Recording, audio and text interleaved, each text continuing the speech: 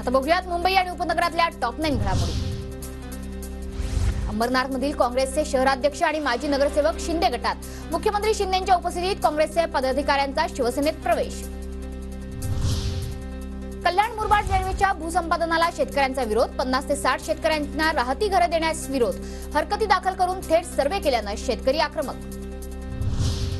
नवी मुंबईचे जवाहरलाल नेहरू बंदर प्राधिकरण अर्थात जेएनपीटी येत्या 5 वर्षात कार्बन उत्सर्जन मुक्त होणार। ट्रकचं रूपांतर विद्युत बॅटरी आधारित वाहनांमध्ये करण्यास सुरुवात।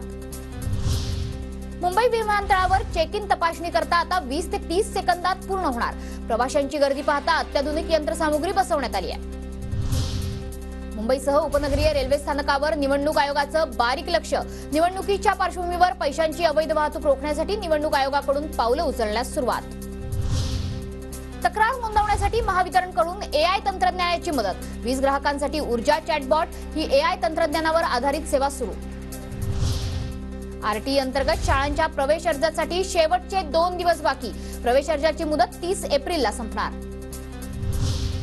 माथेरानमध्ये मिनी ट्रेनला प्रवाशांचा उत्स्फूर्त प्रतिसाद। आर्थिक वर्षात 5 लाखांपेक्षा जास्त प्रवाशांचा प्रवास। मिनी ट्रेनमुळे मध्य रेल्वेला 3 कोटी 54 लाख रुपयांचा महसूल।